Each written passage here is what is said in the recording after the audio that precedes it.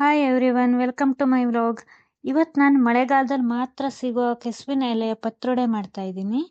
ಇದನ್ನ ನೆನ್ಸೋದು ಬೇಡ, ರುಬ್ಬೋದು ಬೇಡ, ಹಾಗೇನೆ 5 ನಿಮಿಷದಲ್ಲೇ ರೆಡಿ ಮಾಡ್ಕೋಬಹುದು. ಇದು ಟೀ ಜೊತೆ ತಿನ್ನಕ್ಕೆ ಅಥವಾ ಅನ್ನಕ್ಕೆ ಹಾಕೊಂಡು ತಿನ್ನಕ್ಕೆ ತುಂಬಾ ಅಂದ್ರೆ ತುಂಬಾನೇ ಚೆನ್ನಾಗಿರುತ್ತೆ. ಮಕ್ಕಳಿಂದ ಹಿಡಿದು ದೊಡ್ಡವ್ರು ಎಲ್ಲರೂ ಮನೆಯಲ್ಲಿ ಇಷ್ಟಪಟ್ಟು ತಿಂತಾರೆ. ಬನ್ನಿ ಇದನ್ನ ಹೇಗೆ ಮಾಡೋದು ಅಂತ ನೋಡ್ಕೊಬರೋಣ. ಕೆಲವೊಂದು ಸಲ ಈ ಕೆಸುವಿನ ಎಲೆ ಮಾಡುವಾಗ ಬಾಯೆಲ್ಲ ತುರ್ಕೆ ಬರುತ್ತೆ ಕರೆಕ್ಟಾಗಿ ಮಾಡಿಲ್ಲ ಅಂದರೆ. ಆದರೆ ನಾನು ಹೇಳೋ ರೀತಿ ಒಂದು ಟೈಮ್ ನೀವು ಮಾಡಿ ನೋಡಿ, ತುಂಬ ಅಂದರೆ ತುಂಬ ಚೆನ್ನಾಗಿ ಬರುತ್ತೆ. ಮೊದಲನೇದಾಗಿ ಒಂದು ಮಸಾಲ ರೆಡಿ ಮಾಡ್ಕೊಳ್ಳೋಣ.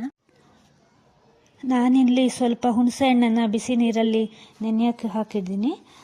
ಹಾಗೆ ಸ್ವಲ್ಪ ಶುಂಠಿ, ಸ್ವಲ್ಪ ಬೆಳ್ಳುಳ್ಳಿ, ಸ್ವಲ್ಪ ಹಸಿಮೆಣಸು, ಹಾಗೆ 1 ಸ್ಪೂನ್ ಕಾಳು ಮೆಣಸು, 1 ಸ್ಪೂನ್ ಕೊತ್ತಂಬರಿ, 1 ಸ್ಪೂನ್ ಜೀರಿಗೆ, 1 ಸ್ಪೂನ್ ಇಂಗು, ಸ್ವಲ್ಪ ಉಪ್ಪು ಹಾಕಿ ರುಬ್ಕೋಬೇಕು.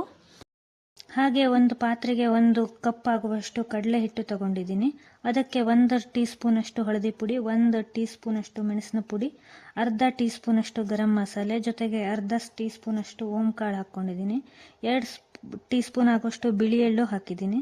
ಜೊತೆಗೆ ಮೊದಲು ಒಂದು ಮಸಾಲೆ ಮಾಡಿದ್ವಲ್ಲ ಅದನ್ನು ಸ್ವಲ್ಪ ಹಾಕಿ ಮತ್ತೆ ಸ್ವಲ್ಪ ಹುಣಸೆ ರಸ ಹಾಕ್ಕೊಂಡಿದ್ದೀನಿ.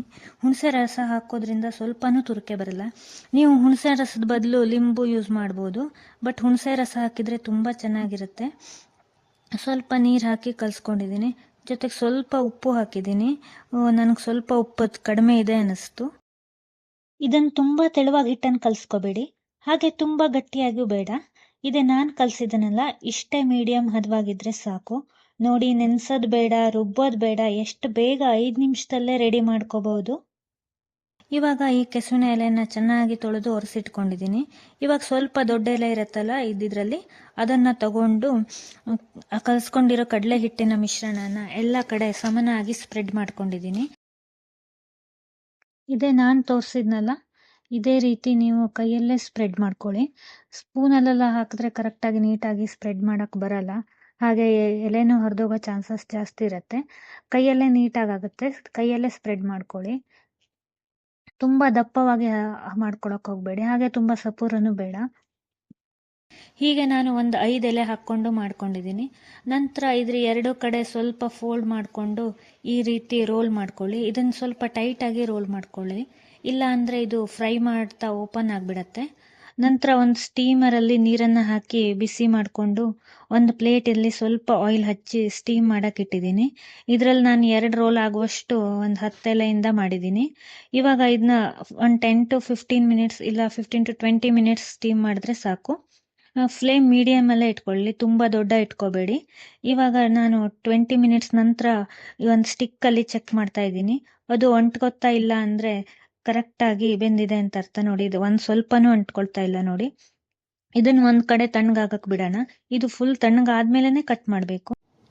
ಇದೇ ರೀತಿ ಮೀಡಿಯಮ್ ಆಗಿ ಕಟ್ ಮಾಡ್ಕೊಳ್ಳಿ. ತುಂಬ ಚಿಕ್ಕದಾಗೂ ಬೇಡ, ತುಂಬ ದೊಡ್ಡದಾಗೂ ಬೇಡ, ಇಷ್ಟಿದ್ರೆ ಸಾಕು. ನಂತರ ಒಂದು ಪ್ಯಾನ್ಗೆ ಎಣ್ಣೆ ಹಾಕಿ, ಎಣ್ಣೆ ಸ್ವಲ್ಪ ಬಿಸಿ ಆದಮೇಲೆ ಶಾಲೋ ಫ್ರೈ ಮಾಡೋಣ. ಮತ್ತು ಫ್ಲೇಮನ್ನು ಲೋಲ್ಲೇ ಇಟ್ಕೊಂಡಿದ್ದೀನಿ ನೋಡಿ. ದೊಡ್ಡಕ್ಕೆ ಇಟ್ಕೊಂಡ್ರೆ ಇದು ಕತ್ತೋಗಿರೋ ಚಾನ್ಸಸ್ ಜಾಸ್ತಿ ಇರುತ್ತೆ, ಮತ್ತು ಸರಿಯಾಗಿ ಫ್ರೈ ಆಗಲ್ಲ. ಹೀಗೆ 2 ಕಡೆ ಚೆನ್ನಾಗಿ ಕ್ರಿಸ್ಪಿ ಆಗೋ ಹಾಗೆ ಫ್ರೈ ಮಾಡಿ. ನೋಡಿ 2 ಕಡೆ ಎಷ್ಟು ಕರೆಕ್ಟಾಗಿ ಫ್ರೈ ಆಗಿದೆ ಅಂತ. ಇದ್ರ ಕಲರು ನೋಡಿ ಎಷ್ಟು ಚೆನ್ನಾಗಿ ಬಂದಿದೆ ಅಂತ. ನೀವು ಇದನ್ನು ಹೀಗೆ ತಿನ್ಬೋದು, ಇಲ್ಲ ಆ ಟೀ ಜೊತೆ ತಿನ್ಬೋದು, ಇಲ್ಲ ಆ ಮೊಸರನ್ನ ಜೊತೆ ತಿನ್ಬೋದು. ತುಂಬ ಚೆನ್ನಾಗಾಗುತ್ತೆ. ಒನ್ ಟೈಮ್ ನೀವು ಮನೆಯಲ್ಲಿ ಟ್ರೈ ಮಾಡಿ ನೋಡಿ ಹೇಗಾಗಿದೆ ಅಂತ ತಿಳಿಸಿ. ಈ ರೆಸಿಪಿ ನಿಮ್ಗೆ ಇಷ್ಟ ಆಗಿದರೆ ಪ್ಲೀಸ್ ಲೈಕ್ ಮಾಡಿ, ಶೇರ್ ಮಾಡಿ, ಮತ್ತು ಸಬ್ಸ್ಕ್ರೈಬ್ ಮಾಡ್ಕೊಂಡಿಲ್ಲ ಅಂದರೆ ಪ್ಲೀಸ್ ಸಬ್ಸ್ಕ್ರೈಬ್ ಮಾಡಿ, ಸಪೋರ್ಟ್ ಮಾಡಿ. Thank you.